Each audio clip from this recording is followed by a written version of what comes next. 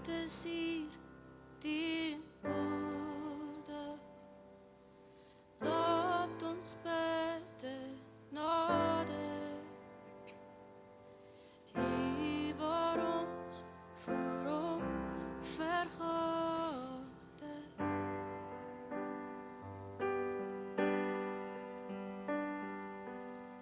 God is hier teenwoordig. Heilige is die Here, buig in stilte om ter Here.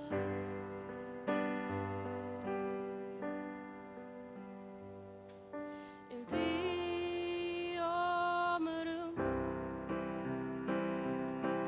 wie hom noem, Here in Hemel Vader, kom nou almal nader.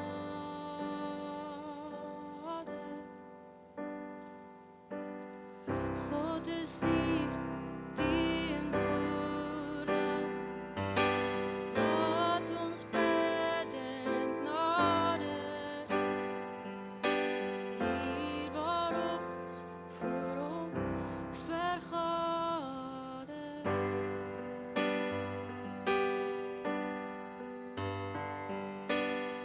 God is hier teenwoordig.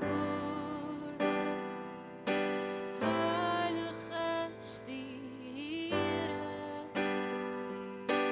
buig in stilte om ter Here.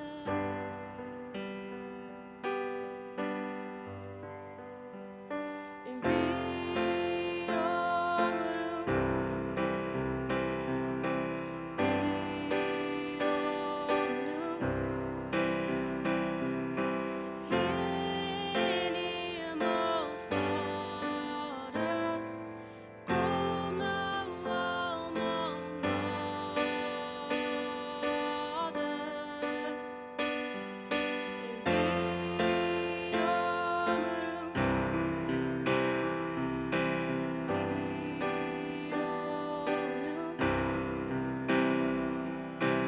En wie hom roem, wie hom noem, Here in Hemel Vader, kom nou almal nader.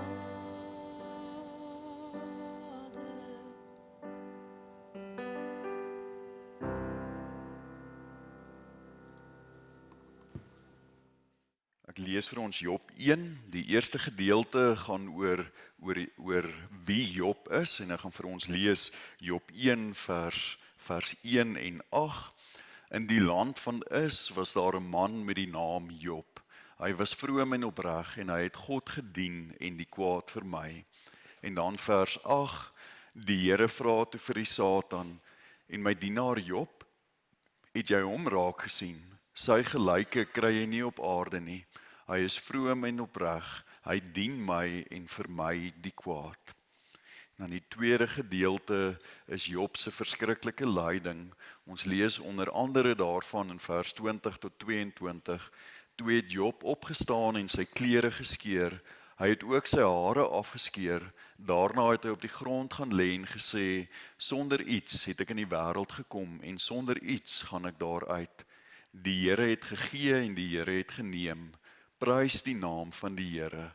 Onder alles het Job nie gesondig of God iets verwyd nie. En dan die verkeerde godsbeeld, dit is die godsbeeld wat Job se 3 vriende oor Job gehad het, daar in Job 13, vers 1 tot 12. Ek het dit alles, dit is Job wat hier met sy vriende praat, ek het dit alles met my eie oë gesien en met my eie ore gehoor en ek het dit verstaan. Wat julle weet, weet ek ook. Ek staan nie vir julle terug nie, maar ek wil eintlik met die Almagtige praat. Ek wil my saak aan God stel. Julle stapel die een leuen op die ander. Julle is kwaksalvers, julle almal. As julle maar liewer net wou stil bly, sou dit vir julle tot wysheid gereken kon word. Luister na my kant van die saak, neem my argumente in ag. Wil julle vir God intree met onreg en sy saak bepleit met leuns? Wil julle vir hom partydig wees? Wil julle God se saak verdedig? As hy julle sou ondersoek, sou dit vir julle goed verloop. Sou julle hom kon bedrieg, soos julle mense bedrieg. Hy sal julle swaar straf as julle in die geheim partydig is. Sy verhewe mag sal julle met skrik vervul. Skrik vir hom sal julle oorval. Julle beroep op die voorgeslag is wind. Julle verweer sê niks. En dan die volgende gedeelte, Job se regte geloof en sy vertroue wat hy in God stel, vers 13 tot 15 van Job 13. Bly liewer stil, ek wil praat, en laat dan kom wat wil. Waarom waag ek my lewe en neem ek dit in my hand? Al sou God my doodmaak, kan ek nie wag nie. Ek moet my saak vir hom stel. Dan die volgende gedeelte, Job 19 vers 25 en 27. Ek weet dat my losser leef. Uiteindelik sal hy op die aarde triomfeer. Selfs nadat hierdie siekte my vel weggevreet het, sal ek nog lewe en God sien. Ek sal hom sien met my eie oë, sal ek hom sien, hom en niemand anders nie. Ek smag daarna met my hele lewe. En dan Job se groot ontdekking, Job wat in sak en as sit, in Job 42 vers 5. Tot nou toe het ek gehoor wat mense van u sê, maar nou het ek u self gesien. Tot nou toe het ek gehoor wat mense van u sê, maar nou het ek u self gesien. Net tot sover ons skriflesing. Geliefdes, die verhaal van Job is 'n skokkende verhaal. Job het verskriklik gelei en Job was 'n goeie man. Die Here self sê van Job dat sy gelyke kry jy nêrens op aarde nie. Wat 'n getuigskrif, sy gelyke kry jy nêrens op aarde nie. Hy was 'n vroeë man, 'n opregte man, 'n man wat God gedien het, 'n man wat gelewe het vir God, 'n goeie man, 'n goeie mens gewees.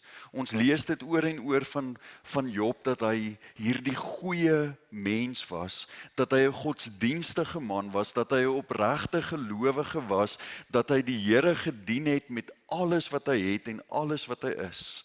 En Job was 'n geweldige gesiene man. Hy was ook 'n baie ryk man gewees, maar dit was nie die rede hoekom mense opgekyk het na hom toe nie. Mense het opgekyk na hom toe omdat hy so geweldig wys was, omdat hy soveel insig gehad het, het mense opgekyk na Job toe.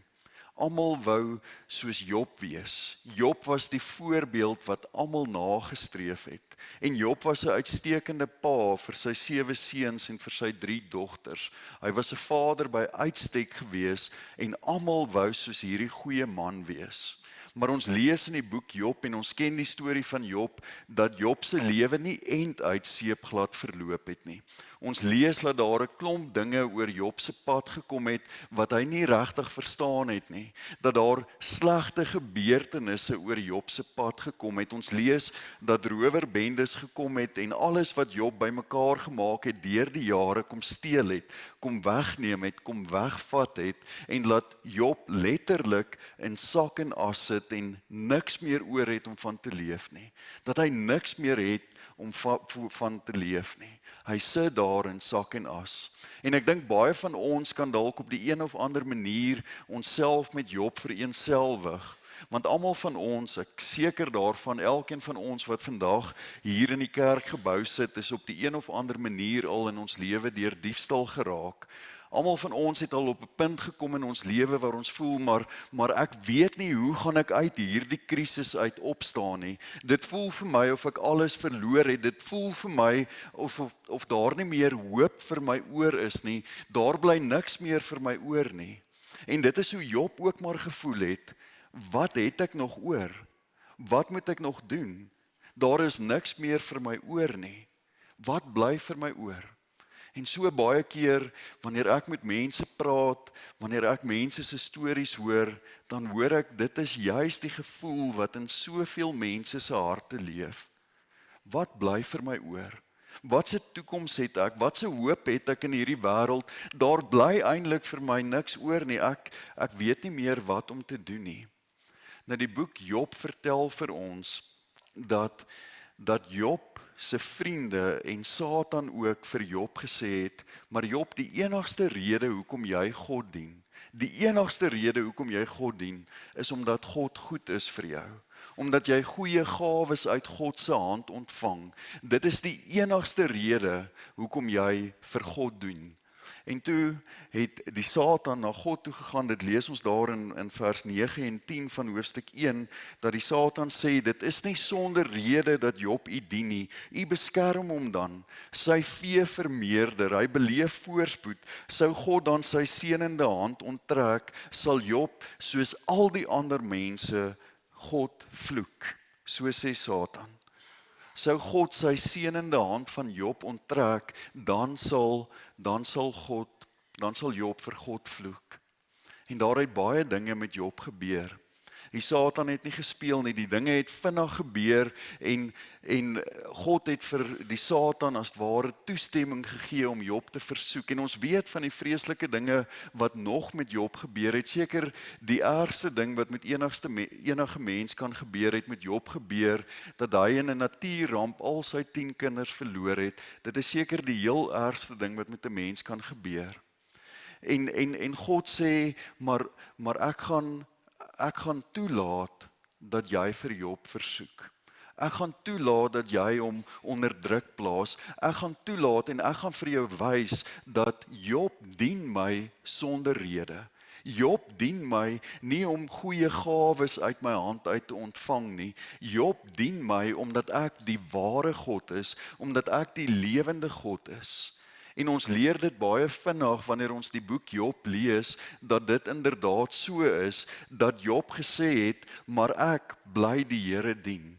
Maak nie saak wat met my gebeur nie, ek sal nie die Here vloek nie, ek bly die Here dien. Ek sal die Here bly dien. So Job kom wys vir Satan en vir sy 3 vriende verkeerd, dat in die situasie waarin hy homself bevind, hou hy nog steeds vas aan die lewende God. Hou hy nog steeds vas aan God in sy lewe. Maar as ons vandag met mekaar eerlik moet wees, is dit 'n baie moeilike ding om te doen. Want wanneer daar 'n krisis in ons lewe kom, wanneer daar slegte dinge in ons lewe gebeur, is ons baie vinnig om vrae te vra oor God. Ons vra soos maar wie is hierdie God in wie ek glo? Wie is hierdie God in wie ek glo? Wie is hy werklik? Dit gaan oor ons godsbegrip. Is God werklik God? Hoekom kon God nie gekeer het dat hierdie dinge met my gebeur het nie? Hoekom het God dit toegelaat dat hierdie slegte dinge in my lewe gebeur het? Hoe kon God dit toelaat? Wie is hierdie God wat ek dien? Dit gaan oor my godsbegrip. En ons lees in die boek van Job dat daar 2 verskillende godsbegrippe is. Die eerste godsbegrip wat ons hier in Job kry is die godsbegrip wat Job se vriende oor God gehad het. Die verkeerde godsbegrip.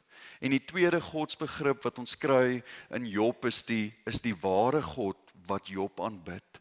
Job se vriende het vir Job gesê, Job, dit is as gevolg van jou sondes, as gevolg van jou oortredinge, dat die dinge wat met jou gebeur het, jou oorgekom het. Hulle sê dat die godsbeeld wat hulle het is, dat God is 'n God van oorsaak en gevolg. Die oorsaak is jou lewe wat nie reg is met God nie. En die gevolg is al hierdie dinge wat gebeur in jou lewe.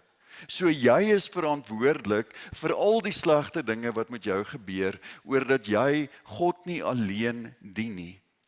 Want God is 'n God van oorsaak en gevolg. Hulle moet logies sin maak van hoekom gebeur hierdie slegte dinge in hulle lewe. En hulle sê dit ook daar in Job 8, as 'n boom kan nie sonder water groei nie, 'n riet kan nie uit sonder 'n moeras groei nie. Hulle sê daar moet 'n rede wees, daar moet 'n oorsaak wees hoekom hierdie dinge gebeur. En dan is die konklusie wat hulle maak, hulle sê, maar Job, jy is die oorsaak van al die ellende wat jy oorgekom het. Jy is die oorsaak, jy is die probleem. En dan kom ons by Job se godsbegrip. Job se godsbegrip maak vir ons, wanneer ons ook so voel, want baie keer, ek kan vir julle stories vertel wat julle hare sal laat rys, van mense wat na ander mense toe kom, wat deur moeilike tye gaan, wat deur beproewings gaan, en dan sê hulle, maar weet jy, dit is jou skuld, dat hierdie dinge met jou gebeur, dit is jou skuld, dat dit so sleg gaan met jou, dit is jou skuld, want jou verhouding of jou lewe met God is nie reg nie, en dit is God wat jou straf. So baie keer hoor mens hierdie redenasie van Job se vriende, hoor ons in ons elke dag se lewe, en dit is 'n verkeerde redenasie. En Job sê vir ons, dat so 'n godsbegrip is heeltemal verkeerd. So 'n godsbegrip sê vir ons, dat God as ware 'n tiran is, dat hy aan die kant van Satan staan, dat God die God is wat jou straf, as jy nie in jou spoor trap nie, dan straf God jou. Maar dit is nie wie God is nie. Dit is nie wie die lewende God is nie. In Job se worstelstryd, in die seer wat Job beleef, in die hartseer wat Job beleef Job nog steeds dat God by hom is. En dan sê Job, al verloor ek letterlik alles in my lewe, het ek nog God en het ek die ewige lewe.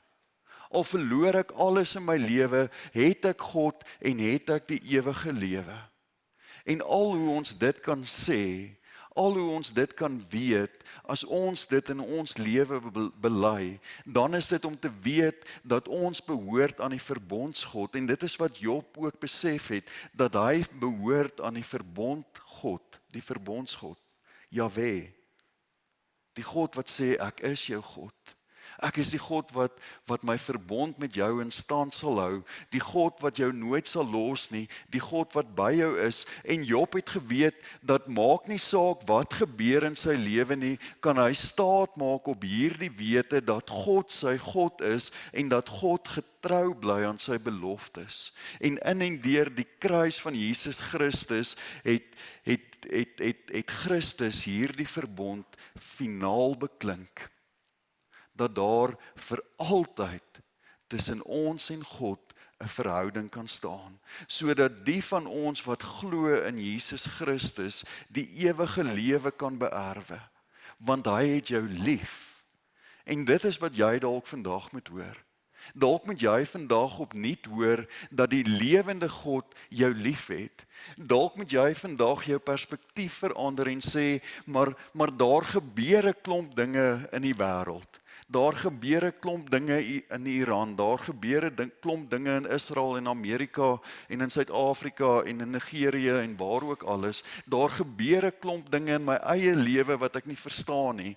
Maar die een ding waarvan ek kan seker wees is dat God die verbondsgod is, die God wat sê, maar ek het jou op jou naam geroep, jy behoort aan my, ek het jou geroep.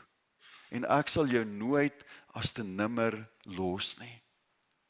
2000 jaar terug, toe Jesus vir ons aan die kruis gesterf het, het hy vir Job se vriende en vir die Satan verkeerd bewys.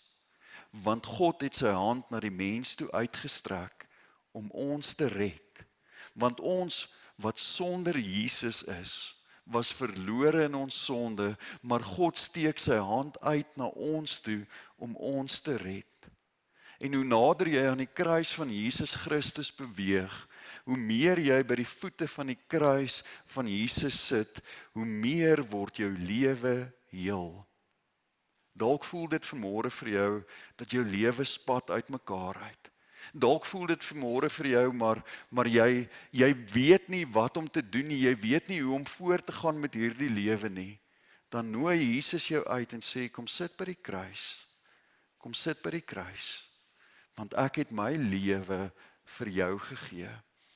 En ek het hierdie mooi storie gelees wat dit vir my so mooi illustreer. En die storie is van 'n pa wat 'n Sondagmiddag net 'n Sondagmiddag slaapie wou vat. Maar hy het 'n jong seentjie gehad en die seentjie het kort daar by sy pa se kamer ingehardloop en vir sy pa gesê, "Pa, ons kan nie die hele dag lê en slaap nie. Kom ons doen net iets. kom ons doen net iets. Maar die pa was moeg, hy het 'n moeisame week gehad. Hy was moeg geweest. Maar kort dan kom die seentjie in en dan sê hy, pa, kom ons doen net iets. En daai tyd was daar nog Sondagkoerante. En die pa vat toe die Sondagkoerant en hy sien daar is 'n groot foto van die wêreldkaart op die Sondagkoerant. En hy besluit toe hy gaan hierdie Sondagkoerant uitmekaar uitskeer en dan gaan hy vir die seentjie sê, gaan maak hierdie kaart reg. Gaan bou hierdie kaart weer van voor af. En baie ingenome met homself het hy op sy sy gedraai en dit was nie 10 minute later nie, toe kom die seentjie weer daar by hom aan, toe het hy die kaart klaar gebou van die wêreld. En hy sê vir sy seun, dit is tog onmoontlik, jy weet nie jy weet nie waar is al die lande en jy weet nie eers waar is al die kontinente nie, hoe kon jy hierdie kaart klaar bou? Toe sê hy, pa, dit was maklik geweest. Op die agterkant van hierdie kaart was daar 'n kruis van Jesus gewees. En al wat ek gedoen het is, ek het die kruis gebou en ewe skielik toe kom die wêreld reg. Nou geliefdes, dit is wat die kruis van Jesus Christus vir ons kom doen het. Dit is wat ons op Goeie Vrydag gevier het, dit is wat ons op Opstanding Sondag gevier het, dat Jesus na hierdie wêreld toe gekom het, vir my en vir jou, omdat hy vir ons so lief is, en Job het gesê, Job sê daar in vers 5, tot nou toe het ek net gehoor wat mense van u sê, maar nou het ek u gesien. Job het geweet wie God is.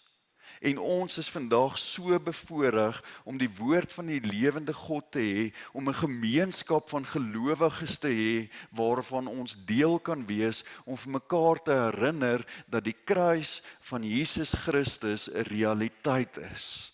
Dat Jesus Christus werklik na hierdie wêreld toe gekom het.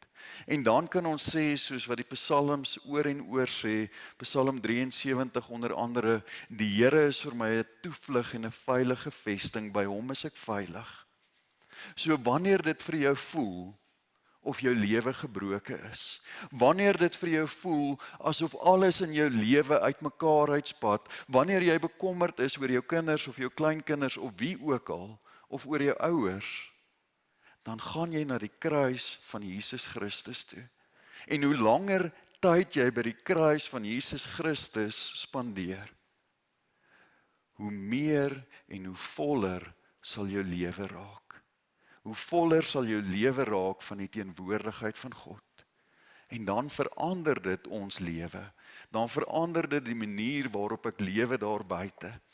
Dan verander dit my uitkyk op die lewe, want dan gaan dit nie net vir my meer oor al die dinge wat die lewe bied nie, dan gaan dit vir my soos Job net oor God. Al verloor ek alles in my lewe, het ek God en het ek die ewige lewe. Het ek God en het ek die ewige lewe. Dit is waaroor die boek Job gaan. Dit is waaroor die evangelie gaan. Die evangelie sê vir ons, kom na my toe. Jesus sê dit vir ons, Matteus 11 vers 28, kom na my toe, almal wat uitgeput en oorlaai is, en ek sal vir julle rus gee. Want op die kruis van Golgotha het God ons las en ons skuld en ons sonde en ons vloek op hom gedra, sodat jy na hom toe kan gaan. En my gebed is vanmôre dat jy hier sal uitstap en hierdie woorde, ek vertrou nog op hom, op jou lippe sal hê. Dat jy hier sal uitstap en sê, maar ek vertrou nog op hom. Ek vertrou nog op hom. Al weet ek nie wat in die wêreld aan die gang is of wat lê vir ons voor nie. Ek vertrou op hom. Ek vertrou op hom. God is die opstandingsgod. Hy is die verbondsgod. Hy is die God wat jy kan vertrou. En ek wil jou aanmoedig, vertrou God roekeloos, en jou lewe sal heel raak, soos daardie koerantpapier se kruis, die wêreld heel gemaak het, so sal die kruis van Christus jou heel maak. Ek vertrou op hom. Amen.